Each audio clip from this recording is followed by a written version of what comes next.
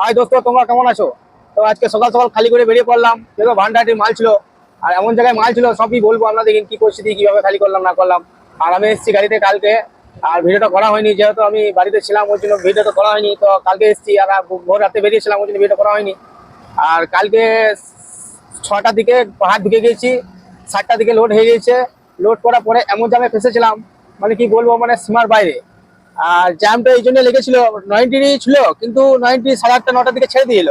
তারপরে জ্যাম লেগেছিল, যে খালি গাড়িগুলো ঢুকছে, খালি গাড়িগুলোর জন্য জাম লেগে গিয়েছিল, যেহেতু রায়পুরে এদিকে বেরিয়েছিলাম ওরা, ওই জন্য জাম লেগে গিয়েছিল। আর জাম বলতে সেই খালি গাড়ি বাজার অব্দি জাম লেগেছিল, ওই জন্য সন্ধ্যে 7টা লেগে গেল আমাদের বেরোতে। তো যাই হোক, পানাগড় আসতে মোটামুটি আমার 11টা হয়েছে।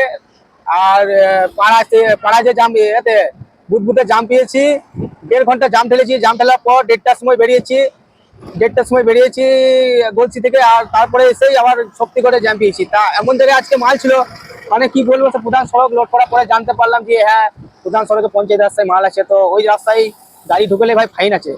তো সব গাড়ি লোড করার আগে ভাই তোমাকে একটা কথা বলবো, গাড়ি লোড করার আগে জেনে নেবে যে কোথাও পড়বে না পড়বে প্রধান সড়কে, না কোথাও পড়বে না ভালো গুলাতে পড়বে, মানে এটা একটা জেনে নেওয়া ভালো।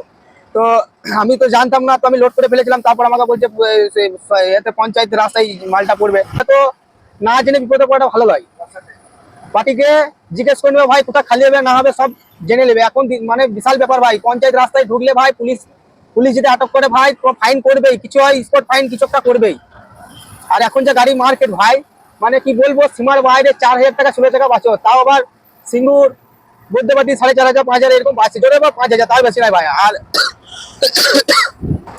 আর এখন যা মার্কেট ভাই, এক সপ্তাহে জোরের উপর 4টে টিপ লাগছে, 4টে। আর এখন যা বৃষ্টি হচ্ছে, যেহেতু মাল টাল খুবই কমই ভাঙছে কেসারে, আর প্রোগ্রামটা কমই রয়েছে, ওই জন্য বৃষ্টি অক্সিজেনে এরকমই হয়। কিন্তু এত খারাপ অক্সিজেন আমি জীবনে এতদিন ধরে গাড়ি চালালাম, জীবনেও দেখিনি।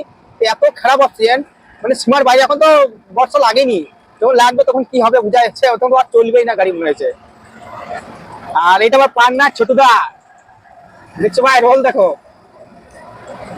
আর আমি খালি করেছি ভোর 4টের দিকে, যেহেতু অন্ধকার ছিল আর খুব বৃষ্টি হচ্ছিল, ওই জন্য খালিটা করতে পারলাম।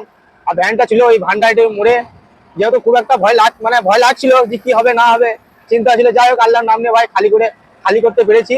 আর দ্বিতীয়বার হবে না ভাই এরকম ভুল। যেহেতু পার্টিকে বলে দেবো, লোডারকে বলে দেবো যে ভাই কোন জায়গায় মাল তোমাদের প্রধান সড়কে যদি গাড়ি ঢুকে, তাইলে ভাই যা হবে গাড়ি তোমাদের দায়িত্ব।